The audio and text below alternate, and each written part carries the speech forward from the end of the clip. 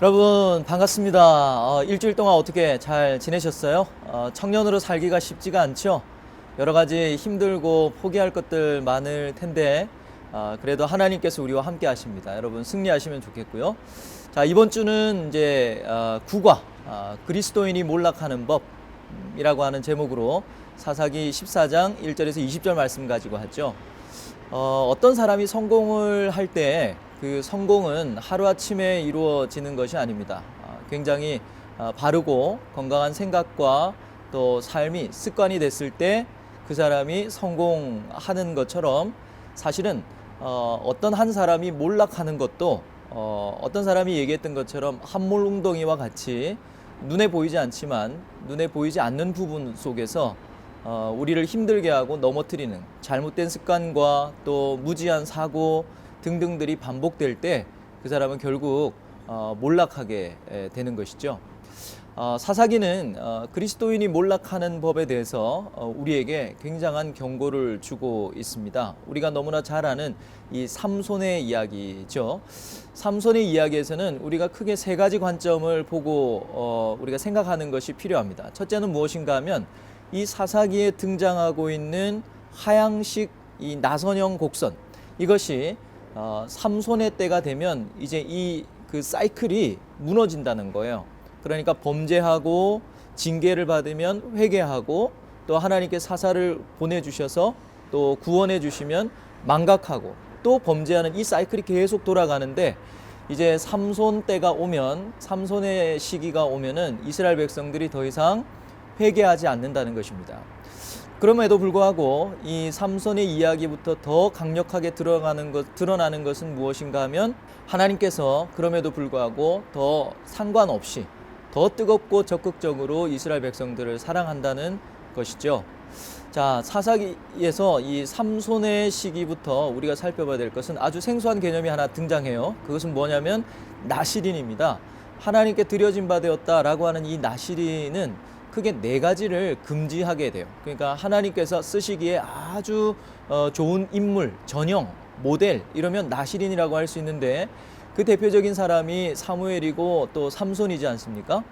그런데 네 가지를 금지하게 돼요. 이방인과의 결혼을 금지합니다.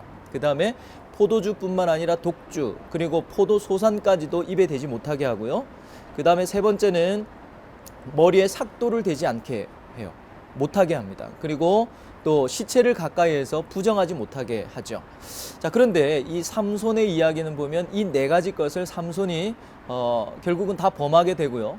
마지막 머리에 삭도를, 칼을 대지 말라, 머리를 자르지 말라는 것은 이 한 가지, 두 가지, 세 가지가 넘어지니까 이제는 타의에 의해서 머리가 깎여지는 지경까지 가게 됩니다. 자, 삼손의 이야기를 볼 때 우리가 삼손의 실수 세 가지, 그 다음에 삼손이 받았던 유혹 두 가지를 우리가 좀 공부하면 굉장히 좋을 것 같아요. 첫 번째 삼손의 실수는 무엇인가 하면 영적인 이 체험을 교만의 도구로 사용했다는 것입니다. 무슨 말인가 하면 과연 블레셋을 내가 싸워서 이길 수 있을까 반신반의하는 이 삼손에게 하나님께서 이 사자를 맨손으로 찢어 죽이게 하는 그런 영적인 체험을 하게 하셨죠. 그런데 이 영적인 체험을 하나님 앞에 신앙의 확신의 도구로 사용하지를 않고 시체에게 가까이 가서 꿀을 훔쳐 먹는다든지 금한 것을 범하는 것이죠. 그리고 블레셋 사람들에게 사자와 꿀의 어떤 이 스토리를 또 수수께끼로 아주 노는 거리로 삼았던 것을 보면 교만의 증거로 사용했다라고 볼 수 있습니다. 그것이 실수였다는 것이죠. 두 번째는 무엇인가 하면 이 하나님의 사인을 무시했다는 것입니다.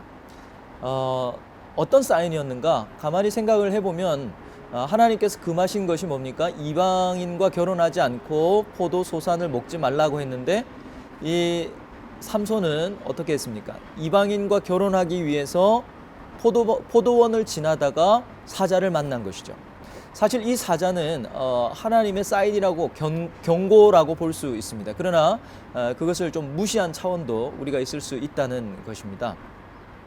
세 번째, 이 삼손의 실수는 무엇인가 하면 당시의 문화를 말씀으로 걸러내지를 못했다는 것입니다. 무슨 말인가 하면은 딥나의 여인과 결혼할 때 그 상황을 가만히 보면 아버지와 이 삼손이 함께 내려가서 딥나의 여인에게로 가서 결혼 잔치를 벌인 것을 볼 수 있죠.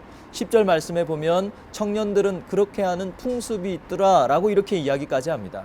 근데 사실 이스라엘 백성들은 그렇게 결혼 풍습이 없고요. 신부를 오히려 데리고 와서 신랑 측에서 잔치를 벌이는 것이죠. 자, 그러니까 무엇입니까? 하나님의 말씀으로 그 문화를 읽어내고 해야 되는데 그렇지가 않고 그 문화에 점점 휩쓸려 갔다는 것입니다.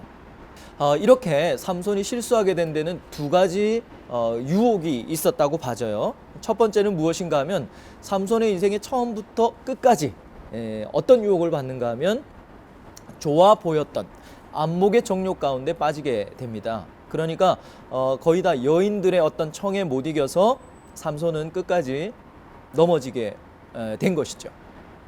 그러니까 눈에 보기에 좋았던 그 유혹에 뭔가 브레이크를 걸지 않았고 그것 때문에 결국은 넘어지게 된 것입니다. 두 번째 유혹을 뽑으라고 한다면 오늘 이 교재에서는 제가 무엇을 뽑았는가 하면 혼자 있음의 유혹이라고 정의를 내려봤어요. 이게 무엇인가 하면 이방인 여인에게로 갈 때도 그는 혼자였습니다. 포도원을 지날 때도 혼자였고 또 사자라고 하는 그 시체 속에서 꿀을 훔치러 갈 때도 먹으러 갈 때도 혼자였습니다. 사실 우리의 인생에 가만히 청년의 때 돌아보면 함께 있으면 전혀 유혹에 힘이 없는데 혼자 있으면 우리가 거부할 수 없는 너무나 강력한 혼자 있음의 유혹들이 많아요. 삼손은 그런 맥락에서 넘어지지 않았을까 우리가 묵상해 볼 수 있어야 되겠습니다. 여러분 이제는 우리 차례예요. 우리의 삶에서 우리가 실수하고 있는 것이 무엇인지 여러분 한번 생각해 보시기를 바랍니다. 그리고 특별히 우리를 유혹에 빠뜨리는 것들 여러분 잘 점검하셔서 그리스도인이 몰락하는 법 하루아침에 되는 것 아니에요. 굉장히 큰 죄 한 번 지어서 몰락하는 것이 아닙니다. 반복적이고 습관적인 잘못된 습관과 또 무지한 이런 사고들을 계속해서 방치해 두면 결국은 삼손과 같이 몰락하게 되는 것이죠. 이제 우리 차례입니다. 여러분 삶을 돌아보시고 냉철하게 그리고 주도 면밀하게 점검하셔서 하나님 앞에 다시 한번 의지함으로 우리가 몰락의 길을 또 가지 않는 저와 여러분들이 되면 참 좋을 것 같습니다. 여러분 한 주간도 말씀으로 승리하시기 바랍니다. 화이팅!